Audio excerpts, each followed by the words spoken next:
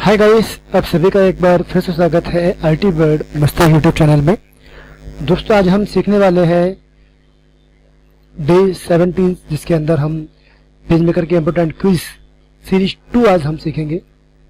PageMaker में important question जो हमने दिए हैं गेस्ट पेपर में, उनके क्विज सेकंड के बारे में आज हम सीखेंगे। तो चलिए, काम ज्यादा बातें कम। ये मैंने आपके सामने फाइल ओपन की है जिसमें प्रश्न है स्टोरी का पेजमेकर में क्या उपयोग है, क्या तात्पर्य है, या स्टोरी से आप क्या समझते हैं। तो पेजमेकर में स्टोरी के बारे में मैंने बताया था। मैं फाइल ओपन कर लेता हूं।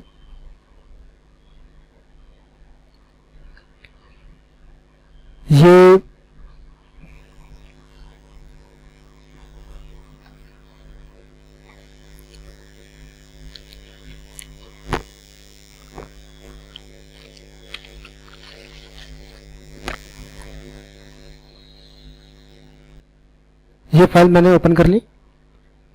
तो हम पढ़ रहे हैं स्टोरी के बारे में।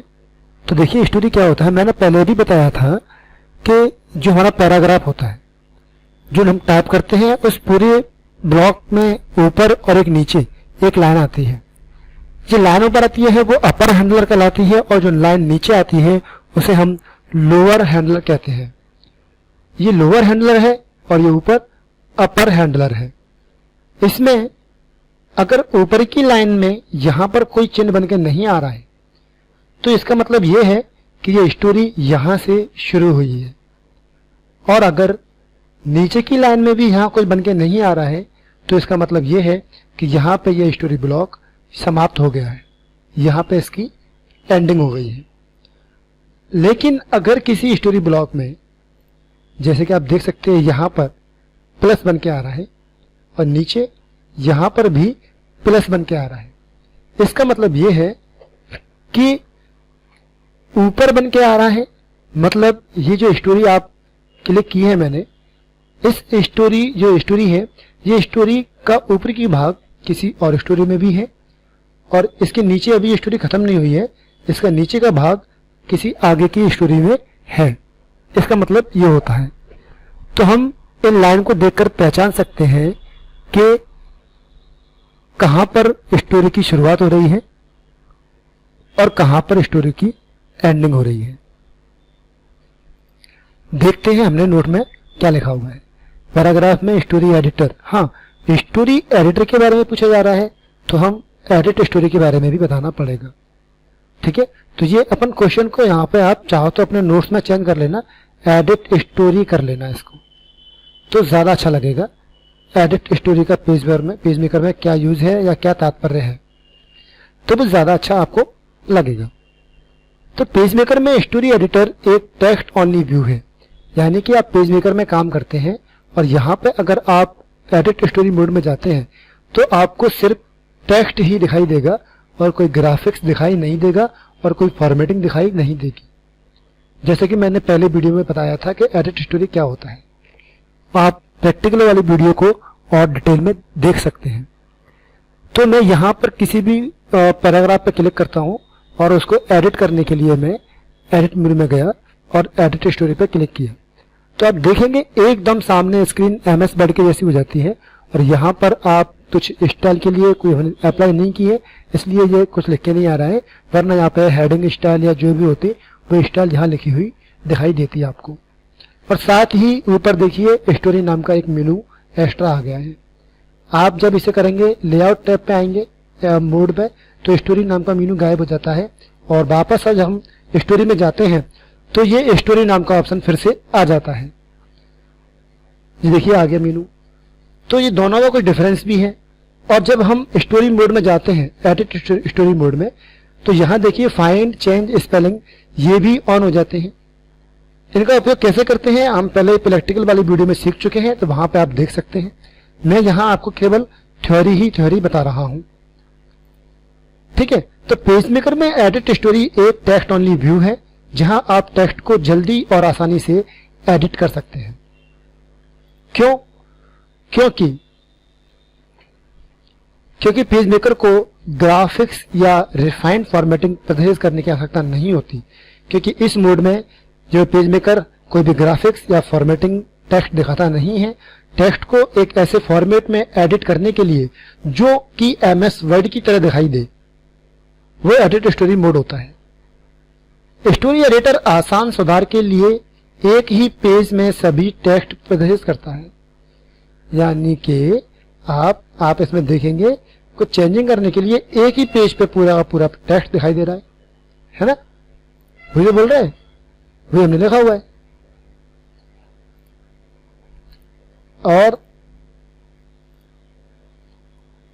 भले ही स्टोरी आपके डॉक्यूमेंट में कई पेज पर हो, भले ही आपकी जो स्टोरी है कई पेज पे फैली हो, यानी कि वो पूरी तरह पेज पे नहीं आ पा रही है, वो अलग अलग पेज में फैली हुई है, इसके बावजूद भी आप स्टोरी पर क्लिक करेंगे और एडिट स्टोरी मोड में जाएंगे तो आप एक ही पेज पे पूरी स्टोरी को देख पाएंगे। टेक्स्ट के दाईं ओर एक स्क्रॉल बार भी दिखाई देता है जो टेक्स्ट ब्लॉक को हम उसे पेज को स्क्रॉल करने के लिए हमारी अनुमति देता है। आप देख सकते हैं एडिट स्टोरी मोड में गए, बगल में जो स्क्रॉल बार आ रहा है यहां से इसको हम ऐसे स्क्रॉल करके बड़ी आसानी से देख सकते हैं। ठीक है दोस्तों, तो ये तो आपका हुआ एडिट स्टोरी मोड के बारे में। आगे देखते हैं क्या लिखा हुआ है हमने। आगे देखिए, स्पेलिंग चेक और फाइंड एंड रिप्लेस कमांड भी इसी मोड में उपलब्ध होती हैं, क्योंकि एडिट स्टोरी जो है सभी टेक्स्ट को एनहेंसमेंट को दिखाता नहीं है, यानी कि इसमें कोई ग्राफिक्स वगैरह नहीं आते, कोई भी ग्राफिक्स और फॉर्मेटिंग नहीं आती, सिंपल टेक्स्ट आता है। इसलिए हम स्पेलिंग चेक करने का काम भी इसी मोड में कर सकते हैं। यहां एडिटिंग और टाइपिंग टेक्स्ट लेआउट मोड की तुलना में तेजी से काम होता है। जी हां, आप इसमें काम करेंगे तो आपका फास्टली काम होगा, स्पेलिंग वगैरह भी चेक करने की आपको सुविधा मिल जाएगी। पेज मेकर में कार्य केवल स्टोरी एडिटर व्यू में ही किए सकते हैं। कुछ काम जैसे कि स्पेलिंग चेक करना, फाइंड रिप्लेस करना, ऐसे काम जो होंगे वो सिर्फ एडिट स्टोरी मोड में ही कर पाएंगे, दूसरे मोड में आप नहीं कर पाएंगे। स्टोरी एडिटर पेज मेकर में टेक्स्ट टाइप और एडिट करने का एक तरीका है। बस उस टेक्स्ट पर क्लिक करें जहां आप सुधार करना चाहते हैं और Ctrl+E दबा दीजिए या एडिट मेन्यू में जाकर के एडिट स्टोरी पर क्लिक कर दें, तो आपके सामने एकदम स्क्रीन पर बदलाव होगा और आपको सिंपल टेक्स्ट दिखाई देने लग जाएगा जो कि MS वर्ड की विंडो की तरह होगा। तो आप समझ जाना कि आप एडिट स्टोरी मोड में आ चुके हैं। यहाँ पे आप नई स्टोरी एडिट कर सकते हैं, नई स्टोरी को ऐड कर सकते हैं, पुरानी को हटा सकते हैं, ऐसे काम बड़ी आसानी से कर सकते हैं। स्टोरी एडिटर में एक मौजूदा कहानी का मतलब स्टोरी है यहाँ पे, तो मैं यहाँ पे स्टोरी कर देता हूँ, वरना लोग कंफ्यूज होंगे कि ये कहानी क्या चीज है ना। तो एडिट स्टोरी में मौजूदा स्टोरी में सुधार करने के लिए टेक्स्ट टूल के साथ आप क्लिक कर सकते हैं, पॉइंटर टूल का इस्तेमाल कर सकते हैं। जी हाँ, आप चुन सकते हैं जैसे कि आप चुनते हैं MS वर्ड वगैरह में वैसे, और Ctrl+E दबा करके वापस हम वहीं पहुंच सकते हैं जहां से हम वापस आए थे। आप पॉइंटर टूल के साथ टेक्स्ट ब्लॉक पर ट्रिपल क्लिक करके भी एडिट स्टोरी मोड में पहुंच सकते हैं। जी हाँ, जब आप यहाँ पे काम कर रहे हैं पॉइंटर टूल पर क्लिक करें और ऐसे क्लिक करके 1 2 3 करेंगे तो आप एडिट स्टोरी मोड में आ जाएंगे दोस्तों। तो एडिट स्टोरी मोड में हम ऐसे भी आ सकते हैं ट्रिपल क्लिक के द्वारा। एडिट स्टोरी मोड में नई कहानी बनाना, कहानी मतलब हो गया स्टोरी, तो मैं फिर से इसे स्टोरी कर देता हूं। ठीक है, तो नई स्टोरी बनाने के लिए बिना किसी टेक्स्ट या टेक्स्ट ब्लॉक के Ctrl+E दबा दें। हमें अगर नई स्टोरी जोड़नी है तो हम Ctrl+E दबा सकते हैं और वापस वहीं पहुंच जाएंगे जहां पे हमें जाना था, है ना, जहां मतलब लेआउट पे पहुंच जाएंगे जिस पे अपन जहां से आए थे। जब आप स्टोरी एडिटर को लोड करते हैं तो आप एक MS वर्ड की तरह विंडो दिखाई देती है और स्टोरी एडिटर का मेनू बार भी एकदम बदल जाता है, जहां पे स्टोरी नाम का मेनू एक एक्स्ट्रा आ जाता है। मैंने कुछ फोटो नोट्स में दिए हैं जिसको समझाने की कोशिश की है कि ऊपर की लाइन आती है अपर हैंडलर, नीचे लोअर हैंडलर।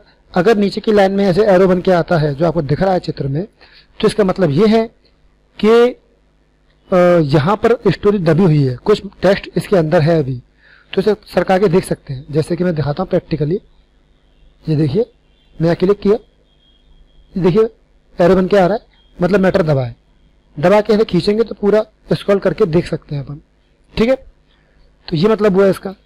तो ये एरो का मतलब क्या है, प्लस का मतलब क्या है, नीचे प्लस आता है उसका क्या मतलब है बता दिया है मैंने। तो ये हो गया एडिट स्टोरी के बारे में पूरी थ्योरी।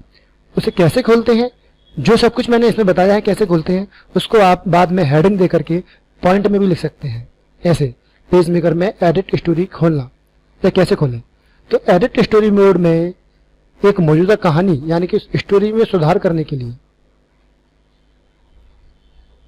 स्टोरी में सुधार करने के लिए टेक्स्ट टूल के साथ टेक्स्ट पर क्लिक करें या पॉइंटर टूल के साथ टेक्स्ट ब्लॉक का चयन करें और Ctrl+E दबाएं या ट्रिपल क्लिक कर दें, है ना, या एडिट मेन्यू में जाकर एडिट स्टोरी पर क्लिक कर दें। तो पूरी कहानी, पूरी स्टोरी, कहानी मतलब स्टोरी, पूरी स्टोरी का टेक्स्ट अब स्टोरी एडिटर में दिखाई देगा। विकल्प है माउस, पॉइंटर टूल के द्वारा 3 बार क्लिक करके भी हम वहां पहुंच सकते हैं। जब आप स्टोरी एडिटर को लोड कर लेते हैं तो आप MS वर्ड की तरह विंडो देखते हैं सामने और पूरे उस पर काम कर सकते हैं। काम करने के बाद जब पूरा काम हो जाए तो हम Ctrl+E से उसे बंद करके वापस लेआउट मोड पे आ सकते हैं, है ना। तो अब आप स्टोरी व्यू में टेक्स्ट को फाइंड भी कर सकते हैं, रिप्लेस भी कर सकते हैं, सारे काम कर सकते हैं। अब डिपेंड करता है कि एग्जाम में पूछा कितने नंबर का क्वेश्चन है। अगर एग्जाम में ये प्रश्न 8 नंबर में आया है तो नोट्स में लिखा है उतना काफी है। अगर ये प्रश्न 16 नंबर में आया है तो क्या करना है, इतना लिखने के बाद इसके अंदर आप फाइंड, रिप्लेस और स्पेलिंग चेक को भी लिख सकते हो दोस्तों। तो काफी बड़ा निबंध जैसा बन जाएगा और आपको 16 नंबर मिलने के चांसेस बढ़ जाएंगे। ठीक है, तो अगला प्रश्न है हमारे पेज मेकर में। पेज मेकर में कट कॉपी पेस्ट क्या होता है? तो ये तो बहुत ही ईजी है और सब जानते हैं, तो मैं इस क्वेश्चन को यहाँ पे स्किप कर रहा हूँ, नहीं पढ़ा रहा हूँ। पेज मेकर में टूल बॉक्स के सभी टूल्स को समझाइए। तो दोस्तों ये वाला मैंने वीडियो बहुत ही अच्छे से समझाया था पहले कि किस टूल से क्या काम होता है, वही आपको काम लिखने हैं एग्जाम में। तो इसकी थ्योरी यहाँ पर लिखी हुई है, चाहे तो पढ़ लेना आप लोग, वरना सिंपल जैसे मैंने बताया था कि पॉइंटर टूल का इस्तेमाल किसी भी टेक्स्ट को, फोटो को, ऑब्जेक्ट को चुनने के लिए करते हैं और मूव करने के लिए करते हैं। टेक्स्ट टूल का इस्तेमाल हम कुछ भी टेक्स्ट लिखने के लिए करते हैं। तो मैंने क्रॉप टूल, लाइन टूल, है ना, रोटेशनल टूल, ये सारे टूल मैंने कराए थे, फ्रेम वगैरह। तो वहां जो मैंने बताए हैं, जो बताया है वही आप एग्जाम में लिखिए, ज्यादा बड़ा करने की कोशिश मत कीजिए, उससे भी आपका काम चल जाएगा। मैंने शॉर्टकट की भी बताई थी इनकी, शॉर्टकट की भी आप लिखिए इनकी, है ना, और 14 टूल होते हैं बताए थे, वो सब आप इसमें लिखिए तो हो जाएगा। और ये थ्योरेटिकल भी इतना कठिन नहीं लिखाया है मैंने, आप देख सकते हैं। जैसे कि पॉइंटर टूल किसी भी पृष्ठ पर सॉरी किसी भी पृष्ठ पर लगी हुई किसी भी प्रकार की वस्तु जैसे पाठ सामग्री, लाइन, वृत्त, बॉक्स, चित्र आदि को चुनने के लिए माउस पॉइंटर का इस्तेमाल किया जाता है। माउस पॉइंटर उस वस्तु के ठीक ऊपर लाकर क्लिक कीजिए, चुनी हुई वस्तु के चारों ओर हैंडलिंग लाइन दिखाई देने लग जाएगी आपको, जिससे आपको पता चल जाता है कि वह वस्तु चुन चुकी है। अब आप इस टूल का उपयोग करके एक से अधिक वस्तुओं को एक साथ चुन सकते हैं। कैसे चुनेंगे इसके लिए? इसके लिए पहले एक वस्तु को चुन लीजिए और फिर अन्य वस्तु को चुनने के लिए बारी बारी से क्लिक करते समय शिफ्ट कुंजी को दबा लीजिए। शिफ्ट की को दबा के रखिए कीबोर्ड से, जैसे कि दिखाता हूं मैं आपको। मुझे ये चुन लिया है, अब मैं इसे चुनता हूं तो देखिए जो हट गया। तो शिफ्ट दबा लेंगे, अब देखिए दोनों सेलेक्ट हो चुके हैं। तो इस प्रकार से बारी बारी से शिफ्ट दबा करके हम एक से अधिक चीजों को चुन सकते हैं। तो ये सिंपल सी चीजें मैंने लिखी है, वो आप प्रैक्टिकल करके देख सकते हैं। जाने वाले यदि चुनी जाने वाली वस्तुएं आसपास हैं तो आप पॉइंटर टूल का इस्तेमाल ड्रैग करके भी कर सकते हैं। माउस पॉइंटर से उनके चारों एक लाइन खींच के भी घेरा बना के उपयोग कर सकते हैं और इससे उस घेरे के अंदर आने वाली वस्तुएं चुन ली जाएंगी। जैसे कि ये आप ऐसे ऐसे ऐसे ड्रैग करेंगे ना, सॉरी मेरा माउस खराब है मेरा, ये देखिए दोनों चुन गए। तो ऐसे चुनने पर भी ये चुन जाते हैं, तो घेरा बन जाता है। घेरे के अंदर आने वाली वस्तुएं सिलेक्ट हो जाती हैं। किसी चुनी हुई वस्तु को चुनाव से निकालने के लिए शिफ्ट दबाकर उसके ऊपर क्लिक कर दीजिए तो वो चीज चुनी हुई घेरे में से हट जाएगी।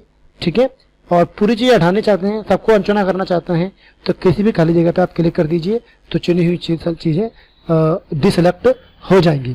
तो इस प्रकार से हम काफी सारी चीजें चुन सकते हैं। तो पॉइंटर टूल के बारे में, टेक्स्ट टूल के बारे में, रोटेशन टूल के बारे में, सबके बारे में मैंने लिखाया है। तो बड़ा इजी चीजें हैं। नहीं भी आता है आपको तो मेरा प्रैक्टिकल वाला वीडियो देखिए, टूल बॉक्स वाला, शायद डे 2 या डे 3 होगा। मैं चाहूंगा तो उसका, आप चाहोगे तो मैं उसका डिस्क्रिप्शन नीचे दे दूंगा लिंक में, और ऊपर आई बटन पे भी वो दिखा दूंगा कि आप उस पर क्लिक करके देख सकते हैं। तो वहां से भी आप देख सकते हैं। और ये पूरे टूल्स को जो बताया है प्रैक्टिकल में, सिर्फ वही चीज और उतना ही लिख के आएंगे। तो भी आपको नंबर बहुत अच्छे एग्जाम में मिल जाएंगे। विभिन्न प्रकार के ओरिएंटेशन कौन कौन से होते हैं, ये प्रश्न हम पिछली डे 1 की वीडियो में सीख चुके थे कि ओरिएंटेशन कौन कौन से होते हैं। टॉल और वाइड यानी कि पोर्ट्रेट और लैंडस्केप, जो कि एमएस वर्ड के समान है। इसके अलावा एडोबी पेज मेकर के अंदर भी मैंने आपको ये बताया है कि कौन कौन से पेज लेआउट होते हैं और पेज लेआउट में आपको क्या लिखना है। पेज लेआउट के प्रश्न के अंदर आपको पूरा का पूरा सेटअप, पेज सेटअप वाला बॉक्स समझाना है। नंबर देख लेना कितने नंबर का प्रश्न है, 16 नंबर का है, 8 नंबर का है, तो इसी हिसाब से आप उसको बड़ा करके आना है। 4 नंबर में पूछा है तो आप केवल टॉल और वाइड के बारे में लिख देंगे, काम चलेगा, है ना। लेकिन ज्यादा नंबर में पूछा है 16 नंबर में, 8 नंबर में, तो फिर आपको पेज लेआउट वाला पूरा का पूरा बॉक्स समझा के आना पड़ेगा। ठीक है दोस्तों, तो प्रश्न नंबर 10 हमने यहाँ पर क्लियर कर लिया है, यानी कि यूनिट नंबर 2 के मेन क्वेश्चन हमने यहाँ पर कवर कर लिए हैं। और बाकी के ये क्वेश्चन हैं यूनिट नंबर 3 के, उन्हें हम कवर करेंगे अगली वीडियो में। मिलते हैं अगली वीडियो में, तब तक के लिए good luck and good bye.